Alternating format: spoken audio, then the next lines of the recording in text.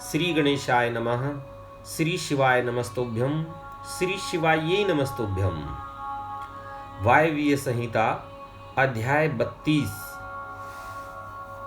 ऐहिक फल देने वाले कर्मों और उनकी विधि का वर्णन, शिव पूजन की विधि, शांति पुष्टि आदि विविध काम्य कर्मों में विभिन्न हवनीय पदार्थों के उपयोग का विधान, यह सब आज हम कथा में पढ़ेंगे।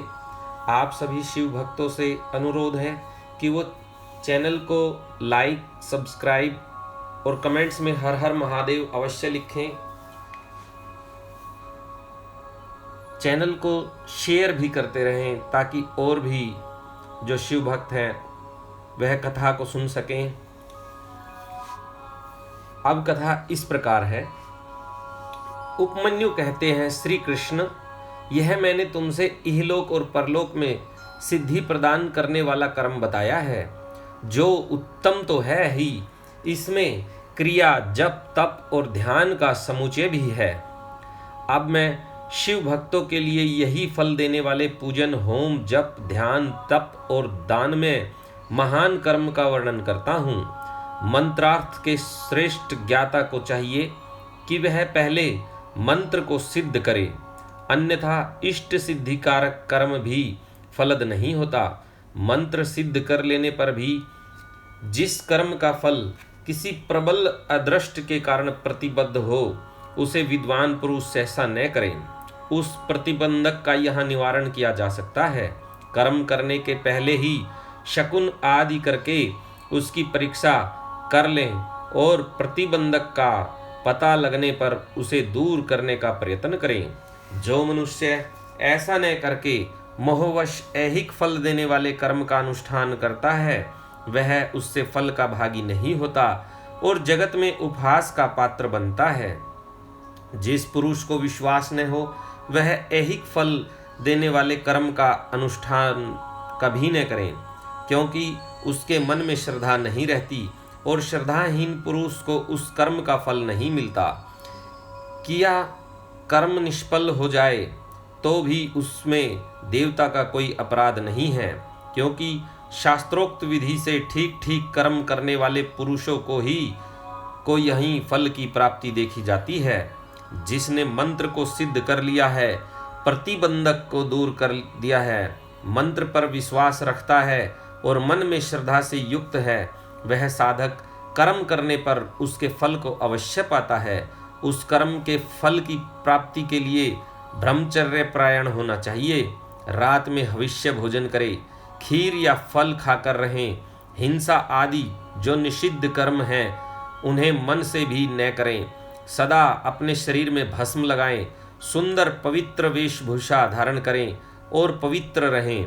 इस प्रकार आचारवान होकर अपने अनुकूल शुभ दिन में पुष्पमाला आदि से अलंकृत पूर्वोक्त लक्षण वाले स्थान में एक हाथ भूमि को गोबर से लीप कर वहां बिछे हुए भद्रासन पर कमल अंकित करें, जो अपने तेज से प्रकाशमान हो। वह तपाए हुए स्वर्ण के समान रंग वाला हो, उसमें 8 दल हो और केसर भी बना हो। मध्य भाग में वह कर्णिका से युक्त और संपूर्ण रत्नों से अलंकृत हो। उसमें अपने आकार के समान ही नाल होनी चाहिए। वैसे स्वर्ण निर्मित कमल पर सम्यक विधि से मन ही मन अणिमा आदि सब सिद्धियों की भावना करें। फिर उस पर रत्न का, सोने का अथवा स्फटिक मणि का उत्तम लक्षणों से युक्त वेदी सहित शिवलिंग स्थापित करके उसमें विधि पूर्वक पार्षदों सहित अविनाशी सांब सदा शिव का आह्वान और पूजन करें। फिर वहां साकार भगवान महेश्वर की भावनामयी मूर्ति का निर्माण करें, जिसके 4 भुजाएं और 4 मुख हो। वह सब आभूषणों से विभूषित हो, उसे व्याघ्र चर्म पहनाया गया हो।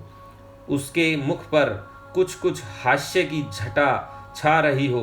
उसने अपने 2 हाथों में वरद और अभय की मुद्रा धारण की हो और शेष 2 हाथों में मृग मुद्रा और टंक ले रखे हों, अथवा उपासक की रुचि के अनुसार अष्टभुजा मूर्ति की भावना करनी चाहिए। उस दशा में वह मूर्ति अपने दाहिने 4 हाथों में त्रिशूल, परशु, खड्ग और वज्र लिए हो और बाएं 4 हाथों में पाश, अंकुश, खेट और नाग धारण करती हो। उसकी अंग कांति प्रातः काल के सूर्य की भांति लाल हो और वह अपने प्रत्येक मुख में 3-3 नेत्र धारण करती है। उस मूर्ति का पूर्ववर्ती मुख सौम्य तथा अपनी आकृति के अनुरूप ही कांतिमान है।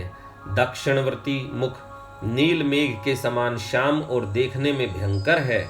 उत्तरवर्ती मुख मूंगे के समान लाल है और सिर की नीली अलकें उसकी शोभा बढ़ाती है। पश्चिमवर्ती मुख पूर्ण चंद्रमा के समान उज्ज्वल, सौम्य तथा चंद्रकलाधारी है। उस शिव मूर्ति के अंक में पराशक्ति माहेश्वरी शिवा आरूढ़ है। उनकी अवस्था 16 वर्ष की ही सी है। वे सबका मन मोहल्ले वाली है और महालक्ष्मी के नाम से विख्यात है।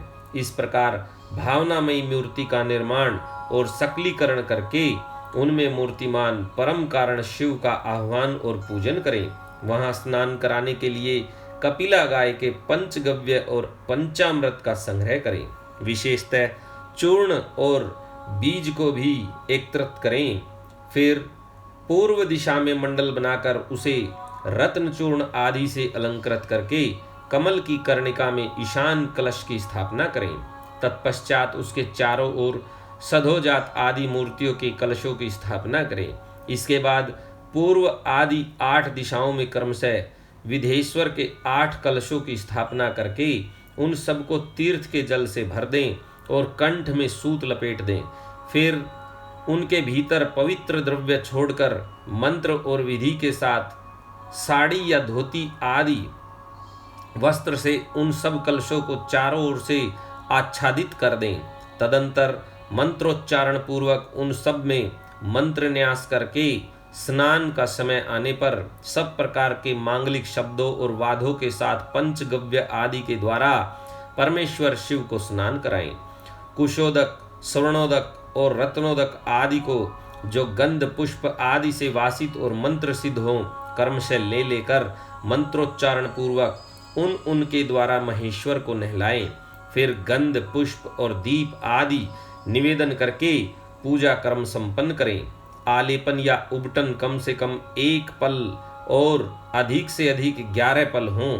सुंदर स्वर्णमय और रत्नमय पुष्प अर्पित करें। सुगंधित नील कमल, नील कुमुद, अनेकशय बिल्व पत्र, लाल कमल और श्वेत कमल भी शंभु को चढ़ाएं। काला गुरु के धूप को कपूर, घी और गुग्गल से युक्त करके निवेदन करें। कपिला गाय के घी से युक्त दीपक में कपूर की बत्ती बनाकर रखें और उसे जलाकर देवता के सम्मुख दिखाएं। ईशान आदि 5 ब्रह्म की, 6 अंगों की और 5 आवरणों की पूजा करनी चाहिए। दूध में तैयार किया हुआ पदार्थ नैवेद्य के रूप में निवेदनीय है। गुड़ और घी से युक्त महाचरु का भी भोग लगाना चाहिए। पाटल, उत्पल और कमल आदि से सुवासित जल पीने के लिए देना चाहिए। 5 प्रकार की सुगंधों से युक्त तथा अच्छी तरह लगाया हुआ तांबुल मुख शुद्धि के लिए अर्पित करना चाहिए। स्वर्ण और रत्नों के बने हुए आभूषण, नाना प्रकार के रंग वाले नूतन महीन वस्त्र जो दर्शनीय हो इष्ट देव को देने चाहिए। उस समय गीत, वाद्य और कीर्तन आदि भी करने चाहिए। मूल मंत्र का 1 लाख जप करना चाहिए। पूजा कम से कम 1 बार नहीं तो 2 या 3 बार करनी चाहिए, क्योंकि अधिक का अधिक फल होता है। होम सामग्री के लिए जितने द्रव्य हों उनमें से प्रत्येक द्रव्य की कम से कम 10 और अधिक से अधिक 100 आहुतियां देनी चाहिए। मारण और उच्चाटन आदि में शिव के घोर रूप का चिंतन करना चाहिए। शांति कर्म या पौष्टिक कर्म करते समय शिवलिंग में, शिवाग्नि में तथा अन्य प्रतिमाओं में शिव के सौम्य रूप का ध्यान करना चाहिए। मारण आदि कर्मों में लोहे के बने हुए स्त्रुक और स्त्रुआ का उपयोग करना चाहिए। अन्य शांति आदि कर्मों में स्त्रुक और स्त्रुआ बनवाने चाहिए। मृत्यु पर विजय पाने के लिए घी, दूध में मिलाई हुई दुर्वा से, मधु से, धृत युक्त चरु से, अथवा केवल दूध से भी हवन करना चाहिए तथा रोगों की शांति के लिए तिलों की आहुति देनी चाहिए। समृद्धि की इच्छा रखने वाला पुरुष महान दारिद्र्य की शांति के लिए घी, दूध अथवा केवल कमल के फूलों से होम करें। वशीकरण का इच्छुक पुरुष धृतयुक्त जाति पुष्प चमेली या मालती के फूल से हवन करे। द्विज को चाहिए कि वह धृत और करवीर पुष्पों से आहुति देकर आकर्षण का प्रयोग सफल करें। तेल की आहुति से उच्चाटन और मधु की आहुति से स्तंभन कर्म करें। सरसों की आहुति से भी स्तंभन किया जाता है। बड़ के बीज और तिल की आहुति द्वारा मारण और उच्चाटन करें। नारियल के तेल की आहुति देकर विद्वेषण कर्म करें। रोही के बीज की आहुति देकर बंधक का तथा लाल सरसों मिले हुए संपूर्ण होम द्रव्यों से सेना स्तंभन का प्रयोग करें। अभिचार कर्म में हस्तचालित यंत्र से तैयार किए गए तेल की आहुति देनी चाहिए। कुटकी की भूसी, कपास की ढोड़ तथा तेल मिश्रित सरसों की भी आहुति दी जा सकती है। दूध की आहुति ज्वर की शांति कराने वाली है तथा सौभाग्य रूप फल प्रदान करने वाली होती है। मधु, घी और दही को परस्पर मिलाकर इनसे दूध और चावल से अथवा केवल दूध से किया गया होम संपूर्ण सिद्धियों को देने वाला होता है। 7 समिधा आदि से शांतिक अथवा पौष्टिक कर्म भी करें। विशेषतः द्रव्यों द्वारा होम करने पर वश्य और आकर्षण की सिद्धि होती है। बिल्व पत्रों का हवन वशीकरण तथा आकर्षण का साधक और लक्ष्मी की प्राप्ति कराने वाला है। साथ ही वह शत्रु पर विजय प्रदान कराता है। शांति कार्य में पलाश और खैर आदि की समिधाओं का होम करना चाहिए। क्रूरतापूर्ण कर्म के में कनेर और आग की समिधाएं होनी चाहिए। लड़ाई झगड़े में कटीले पेड़ों की समिधाओं का हवन करना चाहिए। शांति और पुष्टि कर्म को विशेषतः शांत चित्त पुरुष ही करें। जो निर्दय और क्रोधी हो उसी को आभिचारिक कर्म में प्रवृत्त होना चाहिए, वह भी उस दशा में जबकि दुर्वस्था चरम सीमा को पहुंच गई हो और उसके निवारण का दूसरा कोई उपाय न रह गया हो। आतताई को नष्ट करने के उद्देश्य से आभिचारिक कर्म करना चाहिए।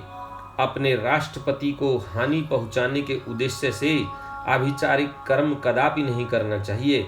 यदि कोई आस्तिक परम धर्मात्मा और माननीय पुरुष हो, उससे यदि कभी आतताईपन का कार्य हो जाए तो भी उसको नष्ट करने के उद्देश्य से आभिचारिक कर्म का प्रयोग नहीं करना चाहिए। जो कोई भी मन, वाणी और क्रिया द्वारा भगवान शिव के आश्रित हो उसके तथा राष्ट्रपति के उद्देश्य से भी आभिचारिक कर्म करके मनुष्य शीघ्र ही पतित हो जाता है। इसलिए कोई भी पुरुष जो अपने लिए सुख चाहता हो, अपने राष्ट्रपालक राजा की तथा शिव भक्त की अभिचार आदि के द्वारा हिंसा न करें। दूसरे किसी के उद्देश्य से भी मारण आदि का प्रयोग करने पर पश्चाताप से युक्त हो प्रायश्चित करना चाहिए। निर्धन या धनवान पुरुष भी बाणलिंग, नर्मदा से प्रकट हुए शिवलिंग, ऋषियों द्वारा स्थापित लिंग या वैदिक लिंग में भगवान शंकर की पूजा करें।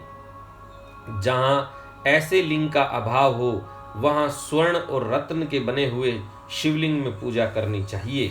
यदि स्वर्ण और रत्नों के उपार्जन की शक्ति न हो तो मन से ही भावनामयी मूर्ति का निर्माण करके मानसिक पूजा करना चाहिए अथवा प्रतिनिधि द्रव्यों द्वारा शिवलिंग की कल्पना करनी चाहिए। जो किसी अंश में समर्थ और किसी अंश में असमर्थ है, वह भी यदि अपनी शक्ति के अनुसार पूजन कर्म करता है तो अवश्य फल का भागी होता है। जहाँ इस कर्म का अनुष्ठान करने पर भी फल नहीं दिखाई देता, वहाँ 2 या 3 बार उसकी आवृत्ति करें। ऐसा करने से सर्वथा फल का दर्शन होगा। पूजा के उपयोग में आया हुआ जो स्वर्ण, रत्न आदि उत्तम द्रव्य हो वह सब गुरु को दे देना चाहिए तथा उसके अतिरिक्त दक्षिणा भी देनी चाहिए। यदि गुरु नहीं लेना चाहते हो तो वह सब वस्तु भगवान शिव को ही समर्पित कर दें अथवा शिव भक्तों को दे दें। इनके सिवा दूसरों को देने का विधान नहीं है। जो पुरुष गुरु आदि की अपेक्षा न रखकर स्वयं यथाशक्ति पूजा संपन्न करता है, वह भी ऐसा ही आचरण करे। पूजा में चढ़ाई हुई वस्तु स्वयं न ले लें। जो मूढ़ लोभवश पूजा के अंगभूत उत्तम द्रव्य को स्वयं ग्रहण कर लेता है, वह अभीष्ट फल को नहीं पाता। इसमें अन्यथा विचार नहीं करना चाहिए। किसी के द्वारा पूजित शिवलिंग को मनुष्य ग्रहण करे या न करें, यह उसकी इच्छा पर निर्भर है। यदि ले लें तो स्वयं नित्य उसकी पूजा करें अथवा उसकी प्रेरणा से दूसरा कोई पूजा करे। जो पुरुष इस कर्म का शास्त्रीय विधि के अनुसार ही निरंतर अनुष्ठान करता है, वह फल पाने से कभी वंचित नहीं रहता। इससे बढ़कर प्रशंसा की बात और क्या हो सकती है। तथापि मैं संक्षेप से कर्म जनित उत्तम सिद्धि की महिमा का वर्णन करता हूँ। इससे शत्रुओं अथवा अनेक प्रकार की व्याधियों का शिकार होकर और मौत के मुंह में पड़कर भी मनुष्य बिना किसी विघ्न बाधा के मुक्त हो जाता है। अत्यंत कृपण भी उदार और निर्धन भी कुबेर के समान हो जाता है। कुरूप भी कामदेव के समान सुंदर और बूढ़ा भी जवान हो जाता है। शत्रु क्षण भर में मित्र और विरोधी भी किंकर हो जाता है। अमृत विष के समान और विष भी अमृत के समान हो जाता है। समुद्र भी स्थल और स्थल भी समुद्रवत हो जाता है।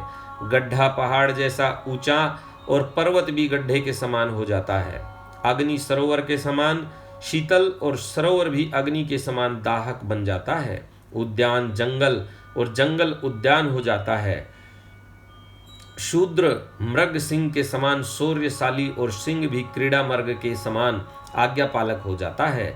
स्त्रियां अभिसारिका बन जाती हैं, अधिक प्रेम करने लगती हैं और लक्ष्मी सुस्थिर हो जाती है। वाणी इच्छा अनुसार दासी बन जाती है और कीर्ति गणिका के समान सर्वत्र गामिनी हो जाती है। बुद्धि स्वेच्छा अनुसार विचरने और मन हीरे को छेदने वाली सुई के समान सूक्ष्म हो जाता है। शक्ति आंधी के समान प्रबल हो जाती है और बल मत गजराज के समान पराक्रमशाली होता है। शत्रु पक्ष के उद्योग और कार्य स्तब्ध हो जाते हैं तथा शत्रुओं के जगत सुहृदगण उनके लिए शत्रु पक्ष के समान हो जाते हैं। शत्रु बंधु बांधवों सहित जीते जी मुर्दे के समान हो जाते हैं और सिद्ध पुरुष स्वयं आपत्ति में पड़कर भी अरिष्ट रहित संकट मुक्त हो जाता है। अमृतत्व सा प्राप्त कर लेता है। उसका खाया हुआ अपत्य भी उसके लिए सदा रसायन का काम देता है। निरंतर रति का सेवन करने पर भी वह नया सा ही बना रहता है। भविष्य आदि की सारी बातें उसे हाथ पर रखे हुए आंवले के समान प्रत्यक्ष दिखाई देती है। अणिमा आदि सिद्धियां भी इच्छा करते ही फल देने लगती है। इस विषय में बहुत कहने से क्या लाभ। इस कर्म का संपादन कर लेने पर संपूर्ण कामार्थ सिद्धियों में कोई भी ऐसी वस्तु नहीं रहती जो अलंभ्य हो। यह अध्याय यहाँ पर समाप्त हुआ। अगला अध्याय है परलौकिक फल देने वाले कर्म, शिवलिंग महाव्रत की विधि और महिमा का वर्णन। उपमन्यु कहते हैं, यदुनंदन, अब मैं केवल परलोक में फल देने वाले कर्म की विधि बतलाऊंगा। तीनों लोकों में इसके समान दूसरा कोई कर्म नहीं है। यह विधि अतिशय पुण्य से युक्त है और संपूर्ण देवताओं ने इसका अनुष्ठान किया है।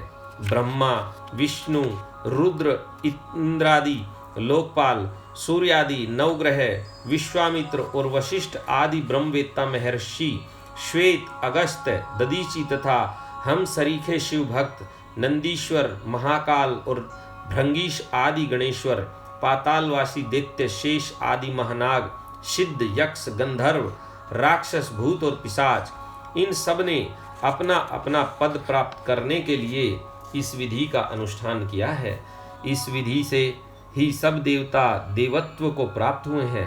इस विधि से ब्रह्मा को ब्रह्म तत्व की, विष्णु को विष्णु तत्व की, रुद्र को रुद्र तत्व की, इंद्र को इंद्र तत्व की और गणेश को गणेशत्व की प्राप्ति हुई है।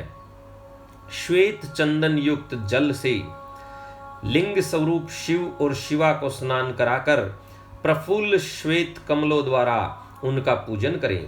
फिर उनके चरणों में प्रणाम करके वहीं लिपि पुती भूमि पर सुंदर शुभ लक्षण पद्मासन बनवाकर रखें।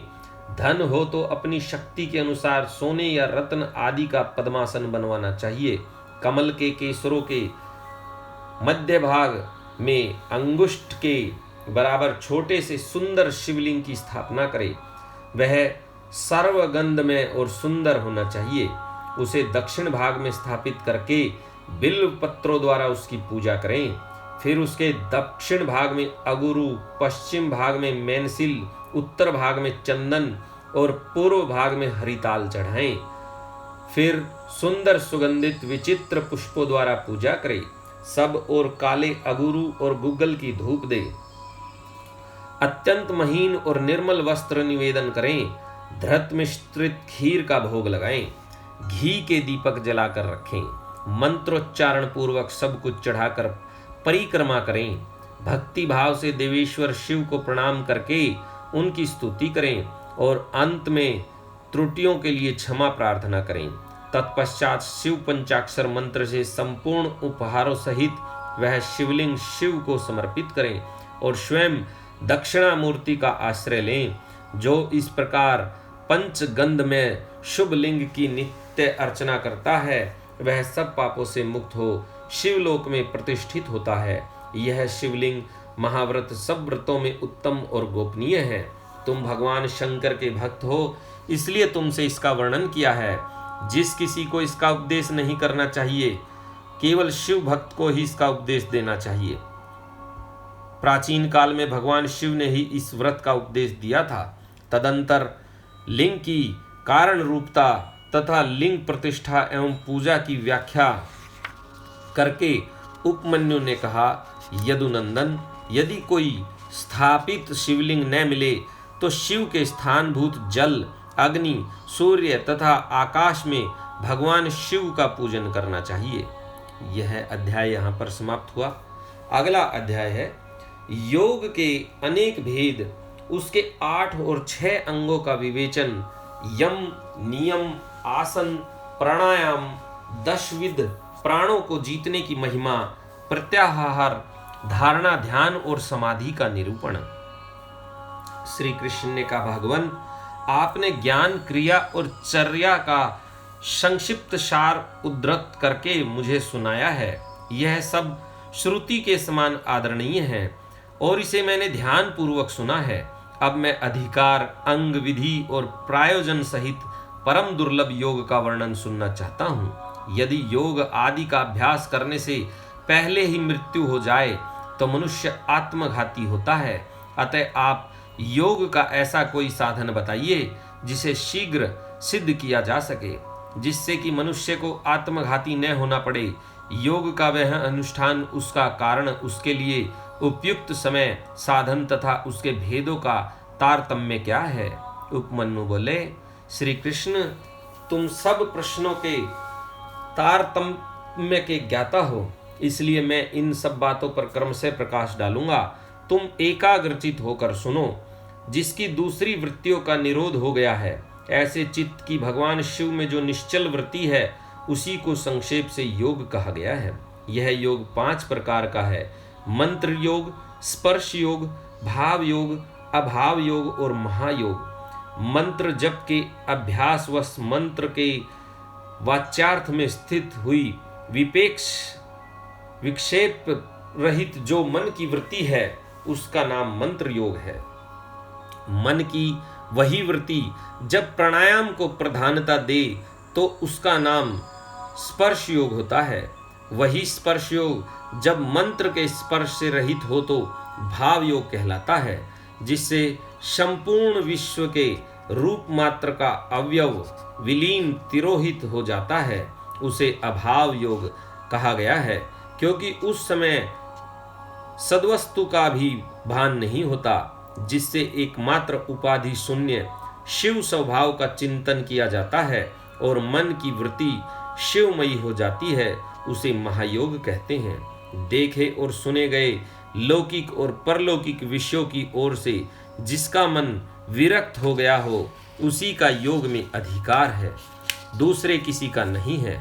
लौकिक और परलौकिक दोनों विषयों के दोषों का और ईश्वर के गुणों का सदा ही दर्शन करने से मन विरक्त होता है। प्राय सभी योग 8 या 6 अंगों से युक्त होते हैं। यम, नियम, स्वास्तिक आदि आसन, प्राणायाम, प्रत्याहार, धारणा, ध्यान और समाधि, ये विद्वानों ने योग के 8 अंग बताए हैं। आसन, प्राणायाम, प्रत्याहार, धारणा, ध्यान और समाधि, ये थोड़े में योग के 6 लक्षण हैं। शिव शास्त्र में इन्हें पृथक पृथक लक्षण बताए गए हैं। अन्य शिव आगमों में, विशेषतः कामिक आदि में, योग शास्त्रों में और किन्हीं किन्हीं पुराणों में भी इनके लक्षणों का वर्णन है। अहिंसा, सत्य, अस्तेय, ब्रह्मचर्य और अपरिग्रह, इन्हें सत्पुरुषों ने यम कहा है। इस प्रकार यम 5 अवयवों के योग से युक्त है। सोच, संतोष, तप, जप, स्वाध्याय और प्रणिधान, इन 5 भेदों से युक्त दूसरे योगांग को नियम कहा गया है। तात्पर्य यह है कि नियम अपने अंशों के भेद से 5 प्रकार का है। आसन के 8 भेद कहे गए हैं। स्वस्तिक आसन, पद्मासन, अर्धचंद्रासन, वीरासन, योगासन, प्रसादितासन, पर्यंकासन और अपनी रुचि के अनुसार आसन। अपने शरीर में प्रकट हुई जो वायु है उसको प्राण कहते हैं। उसे रोकना ही उसका आयाम है। उस प्राणायाम के 3 भेद कहे गए हैं, रेचक, पूरक और कुंभक। नासिका के एक छिद्र को दबाकर या बंद करके दूसरे से उदर स्थित वायु को बाहर निकालें, इस क्रिया को रेचक कहा गया है। फिर दूसरे नासिका छिद्र के द्वारा बाह्य वायु से शरीर को धोकनी की भांति भर लें। इसमें वायु के पूरण की क्रिया होने के कारण इसे पूरक कहा गया है। जब साधक भीतर की वायु को न तो छोड़ता है और न बाहर की वायु को ग्रहण करता है, केवल भरे हुए घड़े की भांति अविचल भाव से स्थित रहता है, तब उस प्राणायाम को कुंभक नाम दिया जाता है। योग के साधक को चाहिए कि वह रेचक आदि तीनों प्राणायामों को न तो बहुत जल्दी जल्दी करे और न बहुत देर से करे। साधना के लिए उद्यत हो कर्म योग से उसका अभ्यास करें। रेचक आदि में नाड़ी शोधन पूर्वक जो प्राणायाम का अभ्यास किया जाता है उसे स्वेच्छा से उत्क्रमण पर्यंत करते रहना चाहिए।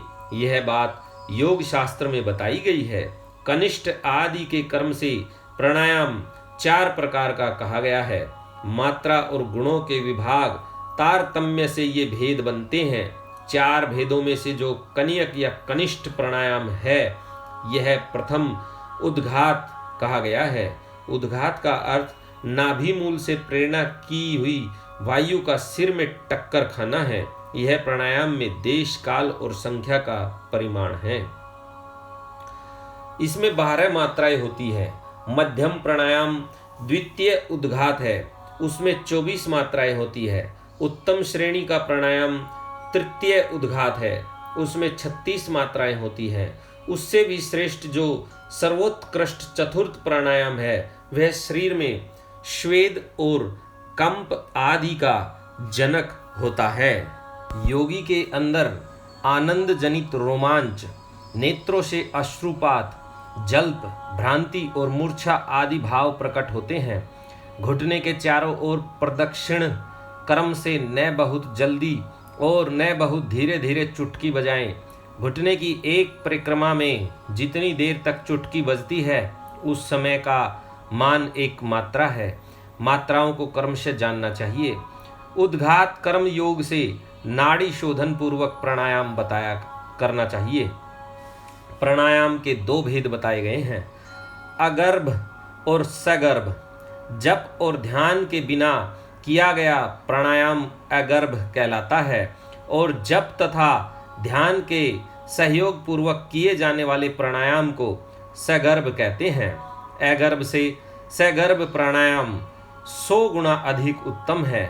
इसलिए योगी जन प्राय सगर्भ प्राणायाम किया करते हैं। प्राण भी जैसे ही शरीर की वायुओं पर विजय पाई जाती है। प्राण, अपान, समान, उदान, व्यान, नाग, कूर्म, क्रकल, देवदत्त और धनंजय, ये 10 प्राणवायु है। प्राण प्रयाण करता है, इसलिए इसे प्राण कहते हैं। जो कुछ भोजन किया जाता है उसे जो वायु नीचे ले जाती है उसको अपान कहते हैं। जो वायु संपूर्ण अंगों को बढ़ाती हुई उनमें व्याप्त रहती है उसका नाम व्यान है। जो वायु मर्म स्थानों को उद्वेजित करती है उसका उदान संज्ञा है। जो वायु सब अंगों को समभाव से ले चलती है वह अपने उस समन्वय रूप कर्म से समान कहलाती है। मुख से कुछ उगलने में कारणभूत वायु को नाग कहा गया है। आँख खोलने के व्यापार में कूर्म नामक वायु की स्थिति है। छींक में क्रकल और जम्भाई में देवदत्त नामक वायु की स्थिति है। धनंजय नामक वायु संपूर्ण शरीर में व्याप्त रहती है, वह मृतक शरीर को भी नहीं छोड़ती। कर्म से अभ्यास में लाया हुआ यह प्राणायाम जब उचित प्रमाण या मात्रा से युक्त हो जाता है तब वह कर्ता के सारे दोषों को दग्ध कर देता है और उसके शरीर की रक्षा करता है। प्राण पर विजय प्राप्त हो जाए तो उससे प्रकट होने वाले चिन्हों को अच्छी तरह देखें। पहली बात यह होती है कि विष्ठा, मूत्र और कफ की मात्रा घटने लगती है, अधिक भोजन करने की शक्ति हो जाती है और विलंब से सांस चलती है। शरीर में हल्कापन आता है, शीघ्र चलने की शक्ति प्रकट होती है, हृदय में उत्साह बढ़ता है, स्वर में मिठास आती है, समस्त रोगों का नाश हो जाता है, बल, तेज और सौंदर्य की वृद्धि होती है, धृति, मेधा, युवापन, स्थिरता और प्रसन्नता आती है। तप, प्रायश्चित, यज्ञ, दान और व्रत आदि जितने भी साधन हैं ये प्राणायाम के 16वीं कला के भी बराबर नहीं हैं। अपने अपने विषय में आसक्त हुई इंद्रियों को वहां से हटाकर जो अपने भीतर निग्रहित करता है उस साधन को प्रत्याहार कहते हैं। मन और इंद्रियां ही मनुष्य को स्वर्ग तथा नरक में ले जाने वाली है। यदि उन्हें वश में रखा जाए तो वे स्वर्ग की प्राप्ति कराती हैं और विषयों की ओर खुली छोड़ दिया जाए तो वे नरक में डालने वाली होती है। इसलिए सुख की इच्छा रखने वाले बुद्धिमान पुरुष को चाहिए कि वह ज्ञान वैराग्य का आश्रय ले, इंद्रिय रूपी अश्वों को शीघ्र ही काबू में करके स्वयं ही आत्मा का उद्धार करें।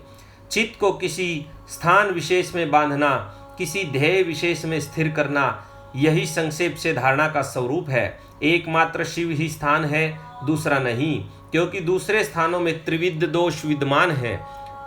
किसी नियमित काल तक स्थान स्वरूप शिव में स्थापित हुआ मन जब लक्ष्य से च्युत न हो तो धारणा की सिद्धि समझना चाहिए, अन्यथा नहीं। मन पहले धारणा से ही स्थिर होता है, इसलिए धारणा के अभ्यास से मन को धीर बनाए। अब ध्यान की व्याख्या करते हैं। ध्यान में ध्येय चिंतयाम यह धातु माना गया है। इसी धातु से ल्यूट प्रत्यय करने पर ध्यान की सिद्धि होती है। अतः विक्षेप रहित चित्त से जो शिव का बारंबार चिंतन किया जाता है उसी का नाम ध्यान है। ध्येय में स्थित हुए चित्त की जो ध्येयाकार वृत्ति होती है और बीच में दूसरी वृत्ति अंतर नहीं डालती, उस ध्येयाकार वृत्ति का प्रवाह रूप से बना रहना ध्यान कहलाता है। दूसरी सब वस्तुओं को छोड़कर केवल कल्याणकारी परम देव देवेश्वर शिव का ही ध्यान करना चाहिए।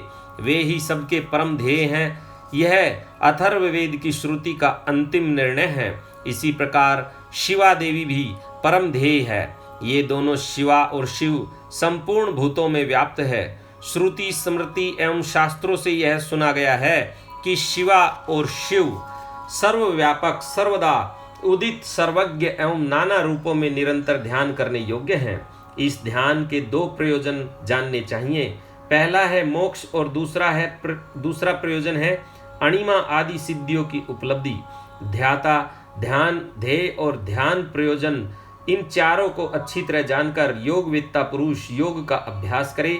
जो ज्ञान और वैराग्य से संपन्न, श्रद्धालु, क्षमाशील, ममता रहित तथा सदा उत्साह रखने वाला है ऐसा ही पुरुष ध्याता कहा गया है, अर्थात वही ध्यान करने में सफल हो सकता है। साधक को चाहिए कि वह जप से थकने पर फिर ध्यान करे और ध्यान से थक जाने पर पुनः जप करे। इस तरह जप और ध्यान में लगे हुए पुरुष का योग जल्दी सिद्ध होता है। 12 प्राणायामों की एक धारणा होती है, 12 धारणाओं का ध्यान होता है और 12 ध्यान की एक समाधि कही गई है। समाधि को योग का अंतिम अंग कहा गया है। समाधि से सर्वत्र बुद्धि का प्रकाश फैलता है। जिस ध्यान में केवल ध्येय ही अर्थ रूप से भासता है, ध्याता निश्चल महासागर के समान स्थिर भाव से स्थिर रहता है और ध्यान स्वरूप से शून्य सा हो जाता है, उसे समाधि कहते हैं।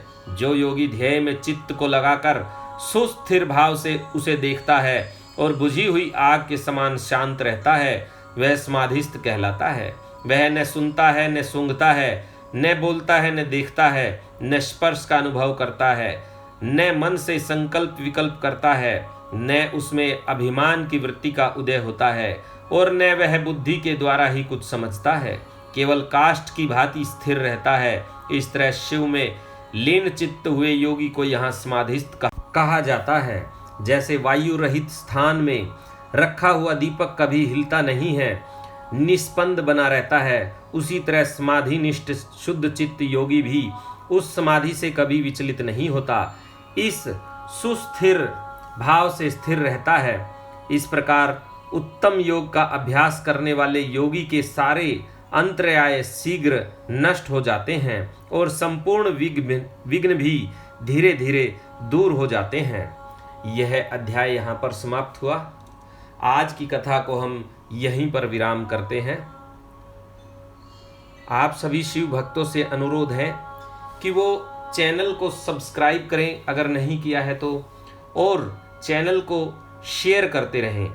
कमेंट्स में हर हर महादेव लिखें, ओम नमः शिवाय लिखें और भगवान शंकर को अपनी हाजिरी जरूर लगाएं। मैं कामना करता हूं कि भगवान शंकर सभी शिव भक्तों की मनोकामना पूर्ण करें। इसी के साथ श्री शिवाय नमस्तोभ्यम, श्री शिवायै नमस्तोभ्यम।